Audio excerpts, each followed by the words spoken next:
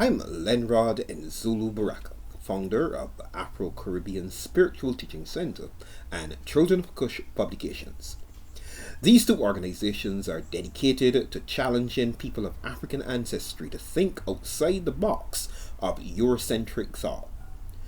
We seek to achieve our objectives by publishing videos on YouTube and other social media platforms, publishing print articles in the Caribbean, in the wider African diaspora, and on the continent of Africa, and the publication and marketing of a series of books entitled Secrets Your Church Won't Tell You. In this current video series, I am expanding on a theme explored in my YouTube video series, The Two Gods of Adventism, where I looked at the implications of the paradigm shift in the Seventh-day Adventist doctrine of God. In that series, I showed how the Seventh-day Adventist doctrine of God radically changed after the death of the early Adventist pioneers and the Adventist prophetess Ellen G. White.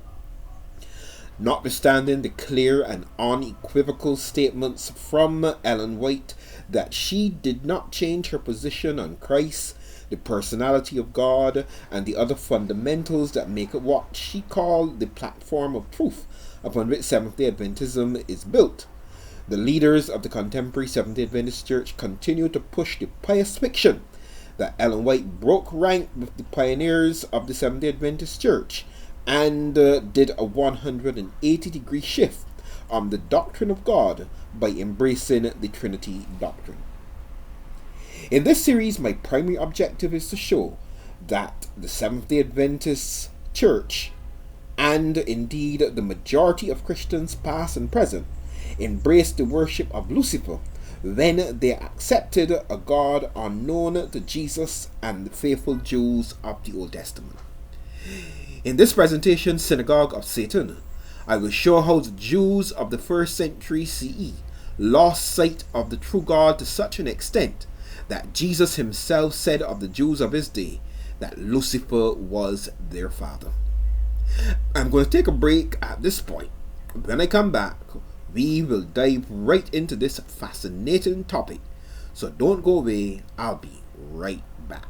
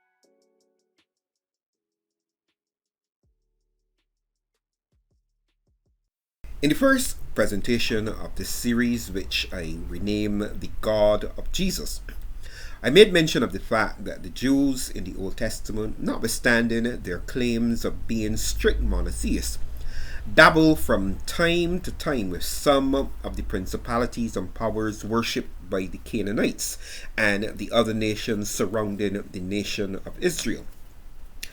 The children of Israel were hardly out of Egypt when they had a eureka moment.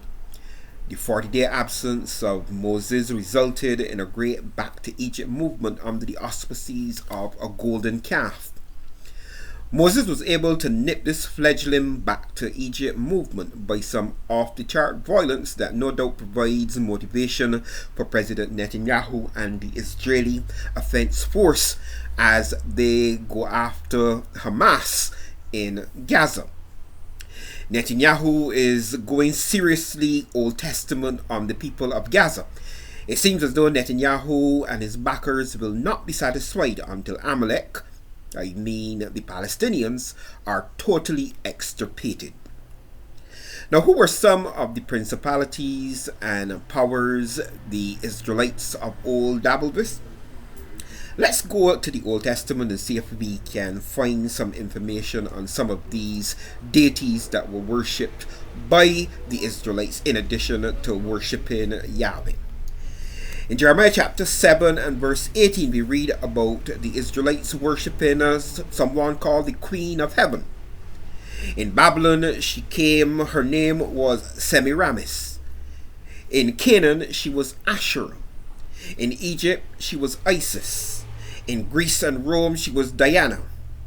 It should be of interest to learn that the Madonna and Child that figures so heavily in Christian iconography share much in common with the great mother goddess in the ancient world. Another goddess worshipped by the Israelites in the Old Testament was Tammuz. In Ezekiel chapter 8 and verse 14, we read about the women of Israel weeping for Tammuz. Now, who exactly was Tammuz? I'm glad you asked. Permit me to tell you. After the death of the great hero Nimrod, Nimrod was elevated to a place among the gods and was identified with the sun. Nimrod, like most of the gods in the ancient world, liked fooling around with the daughters of men. Nimrod clearly had some unfinished business with his wife Semiramis, who mysteriously became pregnant. When asked about the pregnancy, she said it was her now deified husband Nimrod who was responsible. Tammuz therefore was the offspring of the newly minted god Nimrod and his Trumpian wife, who stuck to her fantastic story of being impregnated by her god husband Nimrod. Another god worshipped by the Israelites of old was none other than the sun itself. In Ezekiel 8 verse 16, we read about 25 Jewish elders with their backs to the temple facing the east and engaging in some concentrated sun worship. So as you can see in the Old Testament, not only did the Jews worship Jehovah or Yahweh, but they also had a tendency to worship the gods of the Canaanites, like Baal and Asherah. They had a tendency also to remember some of the gods of Egypt, as we saw in the instance of the golden calf. Theologians are of the opinion that it was only after the 70-year Babylonian captivity that the Jewish nation was cured of its addiction to the worshipping of principalities and powers. Now let's go back to something Paul said in 1 Corinthians chapter 10 and verse 20. In this verse, Paul reminds us that the worship of principalities and powers, and by extension the worship of false conceptions of the deity of the Old Testament, is the same thing as giving worship to devils. And who is everybody's favorite devil? That's right, Lucifer Morningstar, the charming chap with the God fixation. Moments ago, I said that the Jewish nation apparently was healed of its Lucifer or devil worship after the Babylonian captivity. If that were true, we could say that the Jews really evolved into strict monotheists after the Babylonian captivity. But there's a problem. John chapter 8 and verse 19, this text says, "Ye neither know me nor my Father." So sirens ought to be going off in your head from this one text alone. But there's more. In John chapter 16 and verse 3, we read Jesus stating again, "They will persecute you because they have not known the Father." I ask you to consider this point. Is it possible that the Jews in the Old Testament and in the modern world today behave in the destructive way they did and continue to do today because they did not know the Father that Jesus came to reveal? I know this is a hard saying, and few might be able to receive it. But is it possible that the Jews in the Old Testament and their heirs today continue to worship at Lucifer's throne while claiming to be strict worshippers of the one God of the Old Testament? Okay, enough fooling around. Let's go in for the kill. There are some bombshells in the Gospel of John that clearly reveals who the Jews in the first century were worshipping. John chapter 5 and verse 37, we read, "Ye neither have heard his voice at any time, nor seen his shape." The implication of this text are so dire that I hesitate to share with you the possibility that the Jews in the Old Testament might have been locked into a spiritual frequency that was radically different from the spiritual frequency of the Father that Jesus came to reveal. This is revolutionary. Now in John chapter 8, there's a conversation taking place between Jesus and his detractors, the Jews. And as we will see, the conversation really gets rather heated. In John 8:39, the Jews claim Abraham as their father. Jesus responds by saying, well, if Abraham were your father, you would do the works of Abraham. Abraham loved to do deeds of righteousness. On the other hand, Jesus was indicating that the works or the deeds that the Jews of his day were performing were not the deeds of Abraham. And I ask you to think in terms of what is going on right now in Gaza, where the Israeli Offense Force has been responsible for the total decimation of Gaza. Schools, hospitals, clinics, houses, businesses, just about everything needed to support the life of the Palestinians in Gaza has been destroyed. It is almost as though the Israelites have gone on a scorch and burn campaign.